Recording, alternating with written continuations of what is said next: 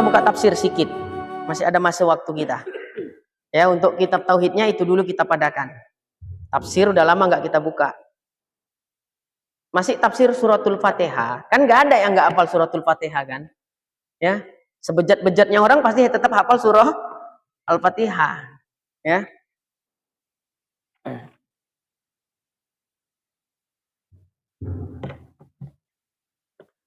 Pada ayat ke-6. Ihdinas siratal mustaqim. Bismillahirrahmanirrahim. Halus betul. Ihdinas siratal mustaqim. Ai arsyidana ilaihi. Nah, baik. Ihdinas siratal mustaqim. Artinya tunjukilah kami kepada jalan yang lurus. Sebelum kita bahas tafsirnya, kita bahas terlebih dahulu isi qiraatnya. Ya. Itu kan dengan huruf shad ya. Dengan huruf shad tidak tuh? Ihdinas siratal mustaqim dengan huruf shad. Nah, itu juga boleh dibaca dengan huruf sin. Kalau membacanya dengan huruf sin, itu qiraatnya Imam Qunbul. Jadi mazhabnya membaca Al-Quran, dalam membaca Al-Quran itu ada 7 mazhab. Kalau fikih ada berapa mazhab yang masyhur? 4.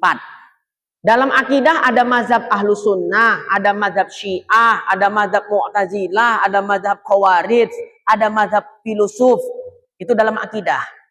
Dalam fikih kita kenal ada mazhab Hanafi, Maliki, Syafi'i, Hambali. Dalam mazhab qiraat itu ada 7. Ya, qiraat yang menggunakan huruf sin, membaca dengan huruf sin, ihdinas siratal mustaqim, bukan dengan huruf shad tapi huruf sin, mazhab Imam Qunbul. Jadi mana tahu nanti ada yang membacanya orang Arab, membacanya dengan huruf sin, jangan awak orang Kuala Tanjung ini langsung awak salahkan. Percuma orang Arab, ya, baca huruf sin sama shad aja pun tak dapat. Ya, itu berarti dia baca pakai riwayat ya mazhabnya Imam Qunbul. Ihdinas siratal mustaqim, ya, huruf sin. Ya. Kalau mazhabnya jumhur termasuk mazhab kita membaca Al-Qur'an itu ikut mazhab Imam Asim, riwayat Hafiz, Thoriq Syatibiyah, itu menggunakan huruf shad. Ini untuk nambah wawasan ya. Menggunakan huruf shad karena kita ngaji tafsir. Nah, jadi ini yang biasa kita baca dengan huruf shad. Itu mazhabnya jumhur. Ihdinas siratal, mazhab Imam Asim yang Qunbul ya, yang dengan huruf sin ya, Imam Qunbul ya. Nah, itu dengan huruf sin. Ihdinas siratal mustaqim.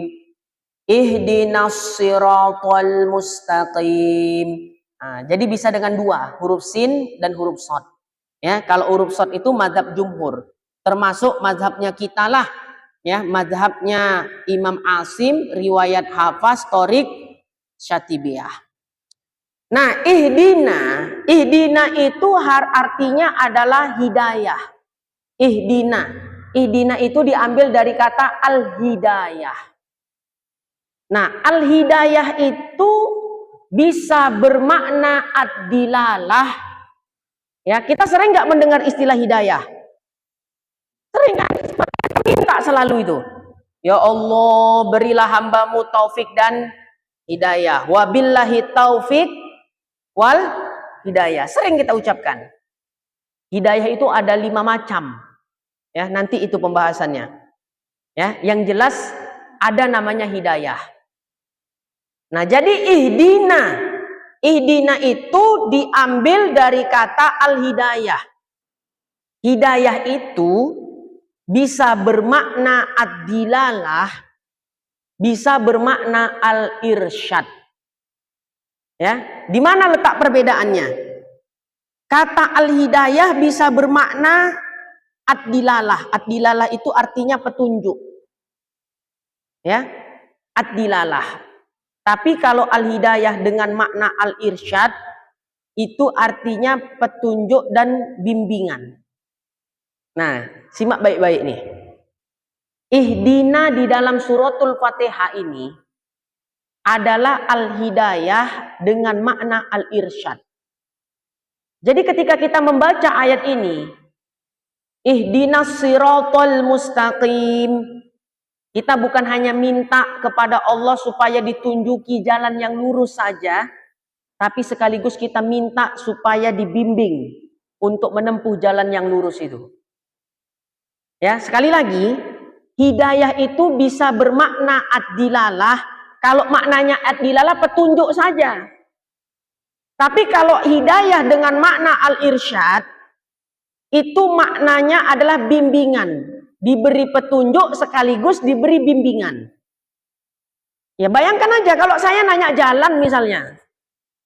Ya, di jalan besar sana, Pak, jalan mau ke Masjid Nurul Akbar mana?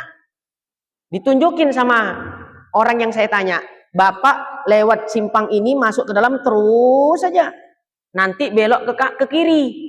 Nah, ikuti aja jalan itu. Itu hanya sebatas diberi petunjuk. Kalau hanya sebatas diberi petunjuk masih bisa nyasar apa enggak? Masih bisa. Tapi kalau diberi petunjuk sekaligus dibimbing, nggak akan mungkin nyasar lagi kita. Ya, di mana Masjid Nurul Akbar? Oh, kebetulan nah, Bapak mau ke sana. Iya Pak, saya mau ke Masjid Nurul Akbar. Kebetulan lah rumah saya dekat situ, yuk lah, mau sama kita. Ikuti Odan katanya. Nah, awak pun ngikut. Berarti saya diberi petunjuk sekaligus dibimbing.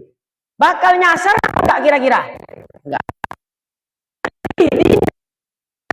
Di sini, maknanya di sini bukan sekedar adilalah, bukan hanya sekedar diberi petunjuk, minta petunjuk, tapi di dalam surat Al-Fatihah ini bermakna al-irsyad.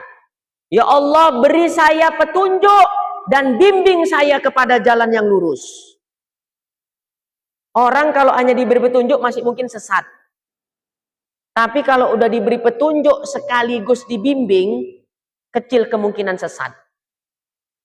Ya, pengajian ini, majelis-majelis ilmu semisal ini termasuk al-irsyad itu tadi. Kita sudah diberi petunjuk, ya, belajar ilmu agama. Inilah tempatnya majelis, inilah bimbingannya. Supaya nggak nyasar-nyasar. Nanti nyembah Tuhan yang salah pula, makanya ngaji tauhid kan gitu. Siapa kau sembah Allah? Yang mana Allah tuh? Yang bersemayam di aras. Nah, kan nyembah Tuhan yang salah dia tuh.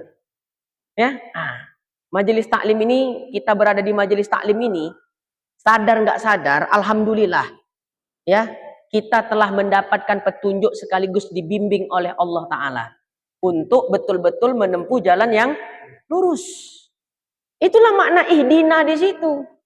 Jadi ihdina di situ bukan hanya sebatas ad-dilalah, minta ditunjuki jalan yang lurus saja, tapi juga minta diberi bimbingan. Jadi nanti kalau kita sholat baca suratul Fatihah, waktu baca ayat ihdinas siratal mustaqim, ya, ucapkan di dalam hati tadi, ya Allah tunjuki dan bimbinglah kami kepada jalan yang lurus. Jangan cuma minta ditunjuk aja, tapi minta juga dibimbing supaya nggak belok-belok lagi. Kalau hanya ditunjuk masih bisa nyasar, masih bisa belok-belok. Tapi kalau udah ditunjuk sekaligus dibimbing, nggak akan mungkin nyasar. Nah, paham nggak kira-kira? Itu baru menjelaskan ihdina aja itu ya. Baru menjelaskan ihdina. Kemudian sedikit lagi. Ihdinas sirata. Sirat. Ya, sirat itu artinya jalan. Ya, torik juga artinya jalan. Cuma jangan kayak bahasa Arab orang Medan. Aina anta, dari mana kamu? Itu kalau bahasa baku, ya. Kalau bahasa amiyahnya, bahasa kampungnya linta ya akhi. Linta itu maksudnya singkatan dari aina anta.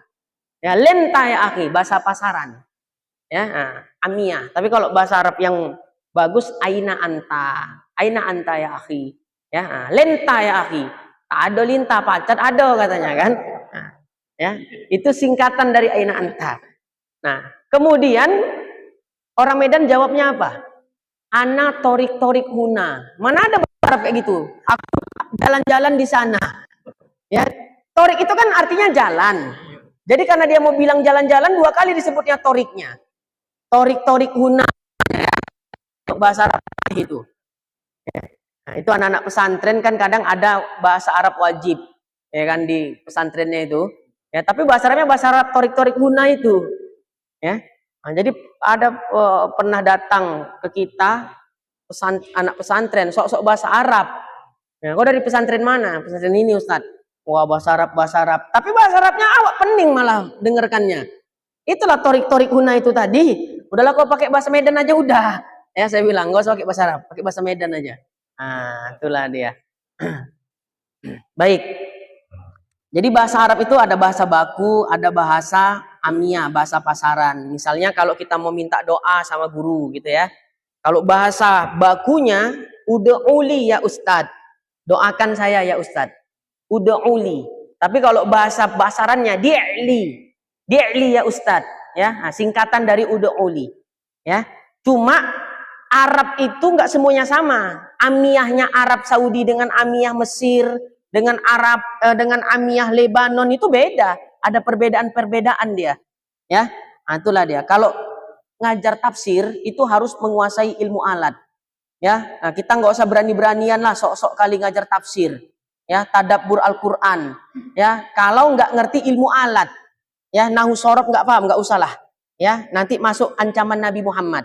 Barang siapa yang menafsirkan Al-Quran menurut akal pikirannya, Pak, ya, maka dia telah menyediakan satu tempat di dalam neraka. Ya, fatabawa maq'adahu minan nar, kata Nabi. Nah, jadi kita mengaji aja. Jadi sirat itu artinya jalan. Mustaqim, mustaqim itu artinya sesuatu yang tidak bengkok. Kalau arti literalnya, mustaqim itu adalah sesuatu yang tidak bengkok. Tunjukilah dan bimbinglah kami ke jalan yang tidak bengkok. Nah, itu kalau arti literalnya. Yang tidak bengkok itu berarti lurus. Makanya kita menerjemahkannya, tunjukilah kami kepada jalan yang lurus. Nah, itulah makna ihdinas siratal mustaqim. Ya. Jadi poin pentingnya di kalimat ihdina itu. Ya, bahwa ihdina itu bukan hanya sebatas minta diberi petunjuk jalan yang lurus, tapi kita juga meminta untuk ditunjuki dan dibimbing kepada jalan yang lurus. Itulah makna ihdina. Nanti pada pertemuan berikutnya saya akan jelaskan 5 jenis hidayah. Ya, nah, ada 5 macam hidayah. Hidayah yang mana yang kita minta? Kan sering kita tuh wabillahi taufik wal hidayah. Hidayah yang mana yang kita minta? Ada 5 jenis hidayah menurut ulama tafsir. Tunggu episode yang akan datang. Ya, wallahu a'lam bis